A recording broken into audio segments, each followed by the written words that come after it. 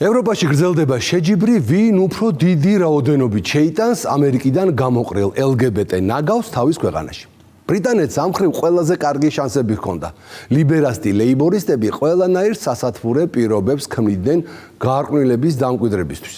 მაგრამ ბრიტანეთის უმაღლესი სასამართლოს გადაწყვეტილებამ, რომ ტრანსგენდერი ქალები სინამდვილეში არავითარი ქალები არ არიან და ჩვეულებრივი ბიოლოგიური მამრები ბრძანდებიან, გაერთიანებული სამეფოს LGBT ლიდერობა სერიოზულად შეაფერხა.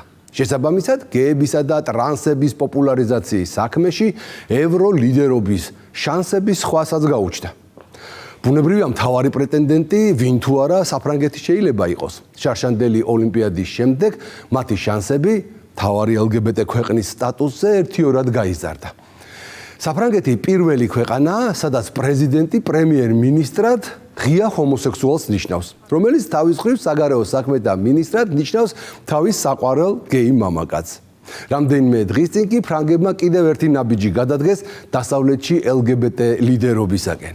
პარიზის შუაგულში ნაცისტების მიერ დევნილი და მსხვერპლად ქცეული LGBT ადამიანების ხსოვნის უკვდავსაყოფად მემორიალი გახსნეს. ოღონდ მემორიალი ფაშისტურ ნაცისტურის ნაცვლად რატომღაც კომუნისტურ ბოლშევიკური სიმბოლიკის მოტივებზეა შექმნილი. ძეგლი უზარმაზარი ფოლადის ვარსკვლავია, რომელიც ფრანგი LGBT აქტივისტი მხატვრის ჟან-ლუკ ვერნას მიერ არის შექმნილი და ბასტილიის მოედნის მახლობლად მდებარე საზოგადოებრივ პარკში მდებარეობს. მოკლედ, გერმანულ ფაშიზმს შეწირული სექსუალური უმცირესობების წარმომადგენლების რეპრესიები, დეპორტაციები და საკონცენტრაციო ბანაკებში განთავსება უნდათ რომ შავად შეღებილი კომუნისტური ვარსკვლავით შეინიღონ. სინამდვილეში არაფერი ახალი. თანამედროვე ფსევდო-ლიბერალური ევროპის მიერ ისტორიის დამახინჯების სტანდარტული მცდელობა. არა, არც საბჭოთა კავშირში სწყალობდნენ გეებს და ლესბოსელებს, განსაკუთრებით ტროცკიზმის განადგურების შემდეგ. მაგრამ თუ მემორიალს ფაშიზმის მსხვერპლ გეებს უძღვნი, სრული აბსურდია, როცა ამას ბოლშევიკური სიმბოლიკით აკეთებ. თავად ფრანგი შემოქმედი თავის შედევრს ასე აღწერს. ძირს-დაგდებული დიდი ვარსკვლავი, რომელიც მიწაზე გრძელ ჩრდილს ტოვებს, მოახლოებულ საფრთხეებს გვახსენებს. ვარსკვლავის მეორე ვერცხლისფერი მხარე კი დროის მსვლელობის სიმბოლოაო. როდესაც პარიზის ცა ისევე სწრაფად მოძრაობს, როგორც საზოგადოებრივი აზრი, რომელიც შეიძლება ნებისმიერ მომენტში შეიცვალოსო. ამბობს ვერნა. მისი ამ სიტყვების შემდეგ შეიძლება ეჭვიც კი გაგიჩნდეს კაცს, რომ ეს ვარსკვლავი ბოლშევიკური ვარსკვლავი კი არა, ამერიკული ვარსკვლავია. მისი ვერცხლისფერი მხარე კი იმის სიმბოლო, როგორ ერთ წამში შეიცვალა ამერიკის დამოკიდებულება ფერადი LGBT იდეოლოგიის მიმართ. გარკვეული ცხოვრების წესისთვის დადგმული მემორიალის გახსნამ დიდი პომპეზურობით ჩაიარა. ლენტი თვით პარიზის მერმა და მისმა LGBT აქტივისტმა მოადგილემ გაჭრეს და გულმხურვალე სიტყვებით წარმოთქვეს. მერმა ანა იდალგომ პირობა დადო, რომ ყოველთვის ემახსოვრება ფაშიზმის მსხვერპლი გეები და ეს მონუმენტი მათი დავიწყების საშუალებას არავინ მისცემს. მისმა მოადგილემ კი შეერთებული შტატების კრიტიკის დრო იხელთა და შანსი არ გაუშვა ხელიდან. ჟან-ლუკ რომერომ დიდი მწუხარებით განაცხადა, ვერაფრით წარმოვიდგენდი ეს უმნიშვნელოვანესი ძეგლი LGBT ადამიანებისათვის ისეთ მძიმე და ცუდ პერიოდში თუ გაიხსნებოდა, როგორიც დღეს გვიდგასო. რომერომ ტრამპი როგორც ეს მისი თემის წარმომადგენლებს ჩვევიათ ერთი კარგად გამოთათხა და სულ ქვეყნის განვითარების შემაფერხებელი უძახა. ჩვენ არასდროს გვინახავს ისეთი საშინელი რეგრესი შეერთებულ შტატებში, როგორცაც დღეს ვხედავთ ტრანსგენდერ ადამიანებთან მიმართებაშიო ბრძანა რომერომ. საბოლოო ჯამში პარიზის მერმა და ვიცე-მერმა ფაშიზმის მსხვერპლი გეები შავი ვარსკვლავის და ტრამპის კრიტიკის ფონზე დაიტირეს. ანუ ვინ სად, რატომ და საერთოდ რა შუაში იყო, კაცმა ვერ გაიგო. 21 საუკუნის პარიზი მხოლოდ ხელოვნების, მოდისა და ფრანგული ენის ქალაქი აღარ არის. ის უფრო და უფრო მყარად იკავებს ადგილს, როგორც დასავლური იდეოლოგიური ინჟინერიის ერთ-ერთი მთავარი ცენტრი. იქ, სადაც ოდესღაც ღვთისმშობლის ტაძარი სიწმინდის სიმბოლოდ აღიქმებოდა, დღეს უფრო ხმამაღლა ისმის ეგრეთ წოდებული სექსუალური მულტიდენტობის კულტის ხმა. საფრანგეთის დედაქალაქი უკვე წლებია დასავლური LGBT დისკურსის ავანგარდში დგას. არა როგორც უბრალოდ მიმღები ძალა, არამედ როგორც აქტიური მოთამაშე, რომელიც საკუთარი სიმბოლური სივრცეების გადაფასებით ახალ სულიერ კულტურულ ღირებულებათა დამკვიდრებას ახდენს. ამაზე ბევრი მაგალითი მეტყველებს, მათ შორის პარიზის მერიის მიერ მხარდაჭერილი LGBT თემის ფესტივალები, საჯარო ღონისძიებები და ქუჩის სახელების გადარქმევა განგრძობითი კამპანიაა იმისათვის, რომ ქალაქის ისტორიული და კულტურული სივრცეები ახალ დამახინჯებულ მნიშვნელობას მოერგოს. ასევე პარიზის სკოლებში ინტეგრირებულია LGBT ინკლუზიურობის სახელმძღვანელოები და პროგრამები, რაც მომავალ თაობას ამზადებს უკვე გამიჯნული, არა მონოლითური სქესობრივი და გენდერული თვითახქმის სამყაროსთვის. პარიზის მხატვრულ გალერეებში სულ უფრო ხშირად იმართება გამოფენები, რომელთა მთავარი თემა სექსუალური მრავალფეროვნებაა. ეს ქმნის ახალ კულტურულ პრაგმატიზმს, რომელიც კრიტიკულად უყურებს ძველ კონსერვატიულ ღირებულებებს და ბევრ მათგანზე ისტორიულ პრეტენზიას აცხადებს.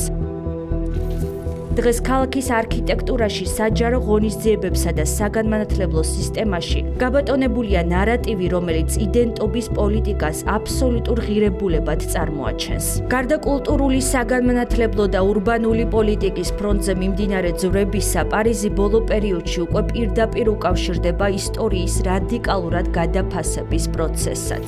ამ პოლიტიკის ერთ-ერთი ყველაზე სახასიათო გამოხატულება სწორედ ახლახან მომხდარ მოვლენაშია.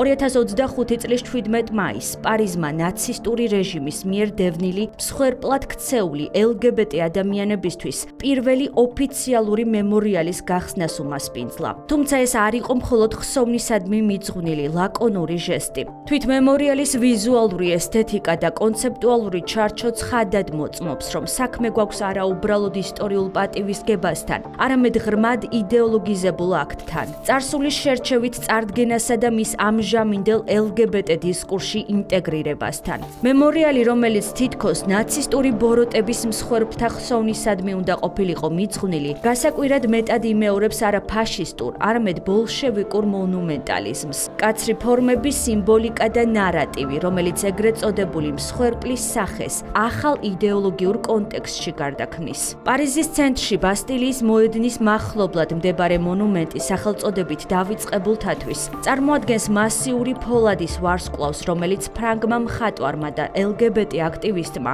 ჟან-ლუკ ვერნამ შექმნა. თავად გეი ავტორი თავის ეგრეთ წოდებულ შედევრს ასე აღიქვამს.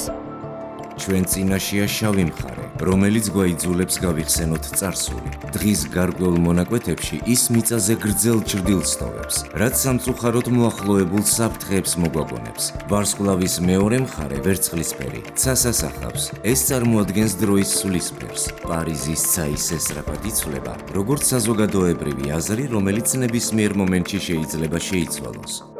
ამგვარად ვერნას თქმით, მემორიალი არა მხოლოდ წარსულის ტრაგედიების გახსენებაა, არამედ გაფრთხილებაა, რომ მსგავსი დევნა კვლავაც შესაძლებელია თუ LGBT საზოგადოება ფხიზლად არ იქნება. LGBT ავტორის ინტერპრეტაციის შემდეგ შეიძლება ზოგიერთ ადამიანს ბუნებრივად გაუჩნდეს ეჭვი. განა ეს ვარსკვლავი მხოლოდ ბოლშევიკური სიმბოლოა თუ თავად ამერიკული ვარსკვლავიცაა. ვერცხლისფერი მხარე, რომელიც ცასი რეკლავს და საზოგადოებრივი აზრის სწრაფცვლილებას გამოხატავს, შესაძლოა სიმბოლურად ასახავდეს იმ სისწრაფეს, როგორი სულითაც შეიცვალა ამერიკის ოფიციალური დამოკიდებულება ფერადი LGBT იდეალების მიმართ. ეს ჩრდილებისა და სინათლის მონაცვლეობაც უკვე ფართო დასავლურ კონტექსტზე საუბრობს, სადაც გლობალური ძალაუფლება სწორედ ასეთი ღირებულებითი შიფრებით იმეორებს თავს. და მართლაც მთელმა სცენამ აბსურდის ელფერი მიიღო. თითქოს მემორიალი უკვე აღარ იყო მხოლოდ წარსულის მიმართ თანაგრძნობის გამოხატულება, არამედ გადაიქცა თანამედროვე პოლიტიკური ანგარიშწორებისა და იდეოლოგიური დემონსტრაციის ასპარეზად. შავ ვარსკვლავთან, რომელიც სიმბოლურად სიკვდილისა და დევნის ჩრდილებს ასახავს, პარიზის მერმა და მისმა LGBT მოადგილემ არ დაიშურეს სიტყვები იმაზე თუ როგორ უნდა გააგრძელოს კაცობრიობამ ბრძოლა უკანონობისა და სიძულვილის წინააღმდეგ. თუმცა იქვე დაღუპულთა ხსოვნისადმი მიძღვნილი ამ თითქოს უტყუარი რიტუალის შუაგულში აღმოჩნდა დრო და ადგილი ამერიკის პრეზიდენტის დონალდ ტრამპის მიმართ მწვავე განცხადებებისთვის. თითქოს თვით ფაშიზმისგან დახოცილ გებზე საუბრისას აუცილებელი გახდა თანამედროვე ამერიკული პოლიტიკის მორალური გაკვეთილების წაკითხვაც. პარიზის მერის მოადგილემ და დიდი ხნის LGBT უფლებების დამცველმა ჟან-ლუკ რომერომ LGBT მემორიალის წარდგენისას სიმბოლურ მომენტად მოიაზრა ის ფაქტი, რომ ძეგლი ისტორიულად მძიმე პერიოდში გაიხსნა და ეს პერიოდი არა ნაცისტურ წარსულს, არამედ სწორედ ამერიკის დღევანდელ პოლიტიკასა და ანტი-LGBT ნარატივს უკავშირდება. ისტორიული აღიარება ნიშნავს იმას, რომ ვთქვათ, ეს მოხდა და რომ აღარასდროს გვინდა ამის განმეორება. სამწუხაროდ ჩვენ ვერასდროს წარმოვიდგენდით, რომ ეს უმნიშვნელოვანესი ძეგლი ისეთ მძიმე და ცუდ პერიოდში გაიხსნებოდა, როგორიც დღეს გვიდგას. ჩვენ არასდროს გვინახავს ისეთი საშინელი რეგრესი შეერთებულ შტატებში, როგორსაც დღეს ვხედავთ ტრანსგენდერ ადამიანებთან მიმართებაში.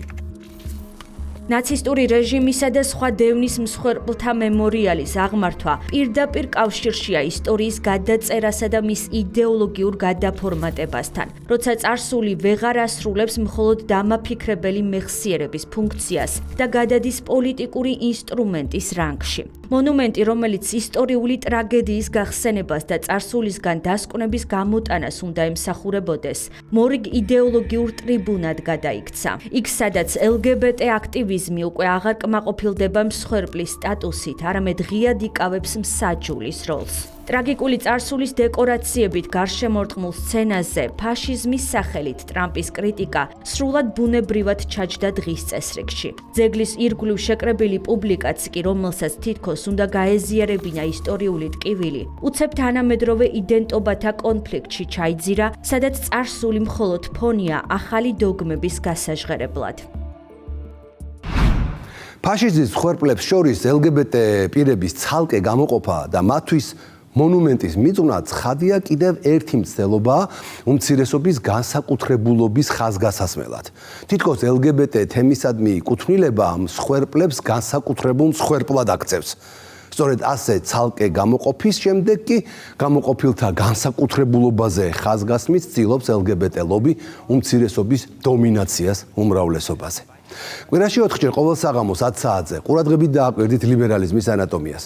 ისტორიით манипуლირება და სექსუალური უმცირესობების როგორც ფაშიზმის რაღაც განსაკუთრებულ წამებულებად განცალკევება, ერთი რომ LGBT ადამიანების ტვინში არსებული გარყვნილების მორიგი დემონსტრირება, მეორე კი თლიანად ფაშიზმს შეწირული ათეულობით მილიონი ადამიანის შეურაცხყოფაა.